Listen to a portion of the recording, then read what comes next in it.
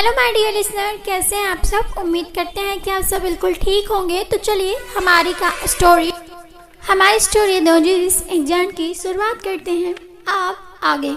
अनाया के कदम रुक गए। अनाया ने गुस्से में पीछे मुड़ी और कहा, ठीक है, मार दो। तुम्हें लगता है कि ये सब करने से तुम मुझे रोक पाओगे? नहीं मिस्टर ओबरॉय, मैं एक सुनामी हूँ जो अपने साथ साथ सब कुछ खत्म कर देगी। और एक चीज़, अंकल को कुछ हुआ तो मैं अनाया सिंघानिया दुनिया के सामने ये रिवील कर दूंगी कि अंजू सिंह ओबरॉय तेज सिंह ओबरॉय की नाजायज औलाद है। अनाया का इतना कहना था कि अनिरुद्ध उसे शौक हो देखने लगा। अनाया उसके सामने आई और कहा, क्या हुआ, झटका लगा? सोचिए आप कि इस सच को जानते हुए भी मैंने आपसे टूट के प्यार किया था, क्योंकि मैंने आपसे प्यार किया था। इस चीज़ से प्यार नहीं किया था कि आप कौन हैं, मैंने तो बस प्यार किया था। कनक ने जैसे ही ये सुना उसने गुस्से में कहा, अनाया। अनाया ने भी उसी तरह चीखते हुए कहा, क्या हुआ कनक? इस सच को छुपाने के लिए तुम अनिरुद्ध से दूर थी और अनिरुद्ध को लगता था कि डैड ने तुम्हें उससे दूर किया। मिस्टर अनिरुद्ध सिंह ओबरॉय, गलती तुम्हारे डैड की नहीं थी, तुम्हारी मॉम की थी। उन्होंने अपने आशिक से वफा निभाने के लिए अपने पति से दगाबाजी कर दी, सिर्फ इसलिए कि उन्हें लगता था कि उनका अफेयर अपने सेक्रेटरी के साथ चलता है। उनका मानना था कि ऐसा करके वो उन्हें रियलाइज़ कराएंगे कि दर्द क्या होता है। लेकिन कहते हैं ना, झूठ होता है। जब तक उन्हें पता चला कि तेज सिंह ओबरॉय आज तक सिर्फ उनसे प्यार किया है, उनके लाइफ में और कोई नहीं, तब तक वो प्रेग्नेंट हो चुकी थी। वो तुम्हें इस दुनिया में नहीं लाना चाहती थी, लेकिन आज तुम्हारे डैड की वजह से तुम यहाँ खड़े हो। उस दिन जब तुम्हारे डैड ने तुम्हारी मॉम पर हाथ उठाया था, इसकी वजह ये नहीं थी कि उनके बीच गुस्सा था या तुम्हारे डैड ऐसा करना चाहते थे। तुम्हारी माँ तुम्हें अपने पास नहीं रखना चाहती थी। उनका कहना था कि जब भी वो तुम्हें देखती हैं तो उन्हें वो धोखा याद आता है जो उन्होंने अपने पति को दिया था। लेकिन तुम्हारे डैड तुम्हें खोना नहीं चाहते थे और उन्होंने गुस्से में अपना हाथ उठा दिया और तुमने अपने डैड को उस दिन अपनी नज़रों में मुजरिम बना लिया। तुम्हारे डैड कभी नहीं चाहते थे कि तुम अपनी माँ से नफरत करो, इसलिए वो तुम्हारी नफरत को चुपचाप झेलते आए। कनक को तुमसे दूर रखा क्योंकि कनक भी सच को जानती थी। उन्हें डर था कि कनक तुम्हें सच ना बता दे। तुम्हारे डैड ने तुम्हारी माँ से बेइंतहा मोहब्बत की थी। वो अपनी मोहब्बत के सरेआम जलील नहीं करना चाहते थे, इसलिए वो खुद जलील होते रहे। कनक खामोशी से अनाया को देख रही थी। अनाया ने कनक को देखते हुए कहा, झटका लगा कि मुझे सब कुछ कैसे पता है? मैंने पहले भी कहा था तुमसे कि मैं इस टीम की चीफ हूँ। एजेंट चीफ की कुछ खासियत होगी। और अनिरुद्ध, मैंने सब कुछ जानकर भी तुमसे मोहब्बत की क्योंकि मैंने तुमसे मोहब्बत की थी। लेकिन आज इतना कह अनाया ने अनिरुद्ध के सीने पर अपनी उंगली पॉइंट करते हुए कहा, तुमने तो मेरा तमाशा बना दिया, सिर्फ इसलिए कि मैंने अपनी पहचान अपने देश के लिए छुपा के रखा। मैंने अपने फ़र्ज़ और आप में अब दोनों को एक साथ एक जैसा दिया, लेकिन बदले में मुझे क्या मिला? दर्द, धोखा, तकलीफें और कुछ भी नहीं। पता है, आज मुझे अफसोस हो रहा है कि मुझे तुमसे प्यार हुआ है। क्यों? मैंने किसी से इतना प्यार नहीं किया जितना मैंने तुमसे किया। तुम्हें टूट के चाहा, लेकिन तुमने मुझे बता दिया कि टूटी हुई चीज़ें सिर्फ चुभती हैं, जैसे आज मेरा प्यार मुझे चुभ रहा है। आज मैं तुमसे कहती हूँ, आई हेट यू। तुम जैसा पत्थर इंसान कभी किसी से प्यार नहीं कर सकता। और क्या कहा तुमने कि तुम अंकल को मार दोगे? दुनिया की कोई भी ताकत उन्हें छू भी नहीं सकती। और हाँ मिस्टर अनिरुद्ध सिंह ओबरॉय, अगर अंकल को एक खरोच भी आई ना तो ओबरॉय का नामो निशान मिटा दूंगी मैं। मुझे लाइटली मत लेना, मैं वो बला हूँ जो सब कुछ बर्बाद कर देगी। मेरे अपनी तरफ अपनी आंखें मत उठाना, वरना कुछ देखने लायक नहीं रहोगे। इतना कहे अनाया जैसे ही जाने को हुई, कनक ने चीखते हुए कहा, तुमने अनिरुद्ध को सच क्यों बताया? तुम पागल हो। और जैसे ही मारने को झपटी, अनाया ने उसके हाथों को पकड़ घूरते हुए कहा, अपनी हद में रहो। मैंने सच इसलिए बताया क्योंकि इन्हें लगता है ये जो करते हैं, जो सोचते हैं, सब सही है, बाकी सब गलत। लेकिन इन्हें एहसास होना चाहिए इनकी सोच गलत है, ये गलत है। अनिरुद्ध किसी पत्थर की तरह जम गया था। अनिरुद्ध ने अनाया को देखते हुए कहा, तुम ये सब कब से जानती हो? अनाया ने तीखी स्माइल करते हुए कहा। कौन है आप और किस हक से सवाल कर रहे हैं आप? अनिरुद्ध गुस्से में आगे बढ़ा और अनाया की कमर पर अपना हाथ रख उसे एकदम अपने करीब करते हुए कहा, हक की बात करो ही मत। मैंने पूछा है, मुझे जवाब दो। अनाया ने अनिरुद्ध को दूर झटकते हुए कहा, मेरे करीब आने से पहले 10 बार सोचना, क्योंकि मैं अपने मिशन के लिए ना जाने कितनों के साथ सोई होंगी। यही कहा था ना तुमने? तुम मुझसे दूर रहो। करीब आओगे तो उनके जिस्म की खुशबू तुम टॉलरेट नहीं कर पाओगे। इतना क्या है?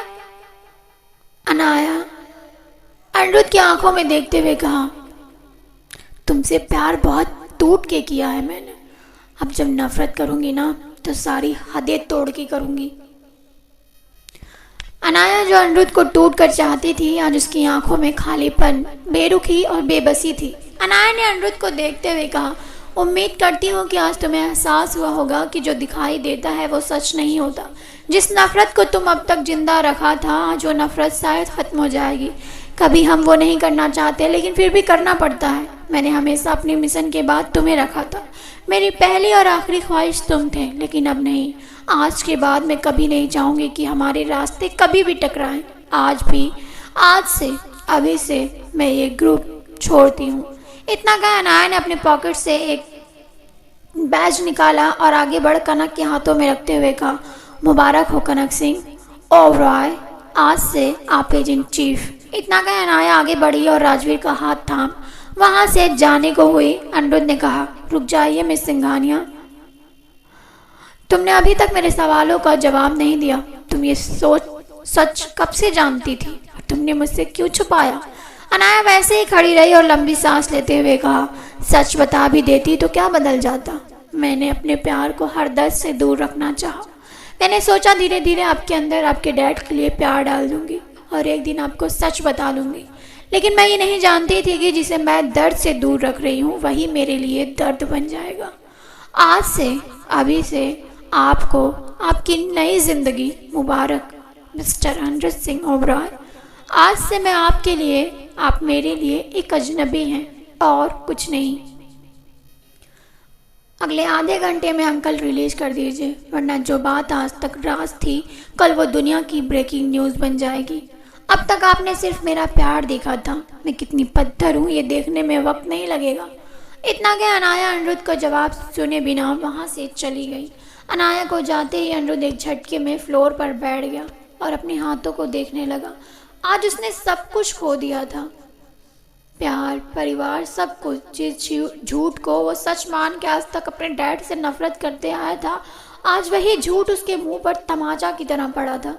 इवनिंग, अंकल राजवीर और अनाया बैठे थे। अनाया ने अद्विक जी को देखते हुए कहा, अंकल सॉरी, आज आपको मेरी वजह से बंदी बनाया गया। तभी अद्विक जी ने कहा, अनाया ये आप क्या कह रही हैं? बच्चा, माफ़ी तो हमें मांगनी चाहिए कि आज हमारी वजह से आपकी ज़िंदगी की खुशियाँ उजड़ गई।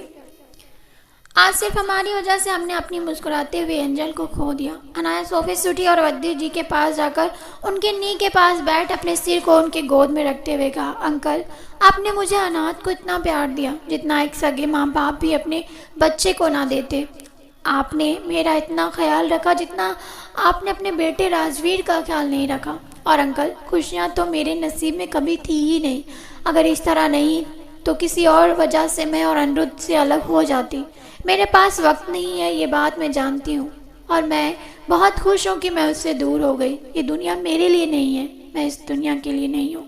अद्विक जी की आंखें भर आई। सोफे पर बैठा राजवीर ने अपनी मुट्ठी बीच ली और अपने आप से कहा, नहीं एनी, तुम जियोगी, तुम जो चाहोगी तुम्हें वो मिलेगा। मैं दुनिया की हर खुशी तुम्हें दूंगा, जीने के बाद भी और मरने के बाद भी। आज मेरा दिल अलग धड़क रहा है, कल तुम्हारे अंदर धड़केगा। मेरा प्यार तुम्हें कुछ नहीं होने देगा। अद्विक जी ने कहा, बेटा आपको कुछ नहीं होगा, जल्द ही कोई ना कोई डोनर जरूर मिल जाएगा। अमय का पैलेस। अमय दिया को अपनी बाहों में लिए हुए बैठा था। अमय ने दिया के बालों को सहलाते हुए कहा, दिया तुम्हें क्या लगता है अनाया ने जो किया वो सही था? दिया ने अपने सिर को अमय के चेस्ट पर रखते हुए कहा, आप बताइए अमय, आपको क्या लगता है क्या सही है? अमय ने लंबी सांस ली और कहा, अनाया ने कुछ भी गलत नहीं किया है, उसका एक मकसद था, लेकिन अनिरुद्ध से टूट के प्यार करना एक नाटक नहीं था। उसके लिए लड़ जाना, उसका ख्याल रखना, सब करना आया। जब करण आया था, उसने अनिरुद्ध के बारे में बकवास की थी तो अनाया उसे जाने देती, लेकिन उसने हमेशा अनिरुद्ध को चाहा। अनिरुद्ध ने इस तरह अपने प्यारे से पलों को पूरे कॉलेज के सामने नुमाइश करके अच्छा नहीं किया। अपनी प्राइवेट लाइफ को पूरी दुनिया के सामने पल में तमाशा बना देना इज़ नॉट राइट। मुझे नहीं लगता कि शायद अनाया कभी अनिरुद्ध को माफ़ करेगी। अब मैंने दिया को अपने सामने किया और कहा, एंजल, आपको कभी भी मुझसे कोई प्रॉब्लम होगी, शिकायत होगी या हमारे बीच कोई आर्गुमेंट होगी तो हम उसे रूम में सेटल करेंगे, किसी के सामने नहीं। अमय की बातें सुन दिया मुस्कुरा उठी और अमय के सीने से लिपट गई। इवनिंग, राजवीर अपने रूम में सो रहा था और उसने अपने फ़ोन बाहर हॉल में चार्ज पर लगाया था। उसका फ़ोन कंटिन्यू रिंग कर रहा था। अनाया उसे उठाने गई तो देखा कि वो गहरी नींद में सो रहा था। अनाया ने फ़ोन उठाया तो फ़ोन पर फ्लैश हो रहे नाम को देख कॉल पिक कर ली। कॉल पिक करते दूसरी तरफ की बातें सुनते ही अनाया का फेस का एक्सप्रेशन बदलने लगा। उसकी आंखें गुस्से से लाल हो गई, लेकिन आंखों से आंसू भी झरने की तरह झरझर गिर रहे थे। अनाया ने बिना कोई जवाब दिए कॉल डिस्कनेक्ट कर दी। रात के 10 बजे राजवीर शावर लेकर आया और अनाया को देखते हुए कहा, अनाया, चलिए डिनर कर लेते हैं, हमें बहुत भूख लगी है। अनाया का जवाब सुन राजवीर उसके सामने आया और कहा, एनी। अनाया सोफे से उठी और खींच के एक थप्पड़ राजवीर के गालों पे जड़ दिया। आगे ये कहानी क्या मोड़ लेगी जानने के लिए सुनते रहिए तो जी एक जान। ये कहानी आपको कैसी लगती है कमेंट में ज़रूर बताइए, क्योंकि इस कहानी में बहुत से इमोशन एक साथ घूम रहे हैं। मैं भी जानना चाहती हूँ कि जब आप ये कहानी सुनते हो तो आप क्या फील करते हो। फिर मिलेंगे एक नए पार्ट के साथ, तब तक के लिए बाय बाय।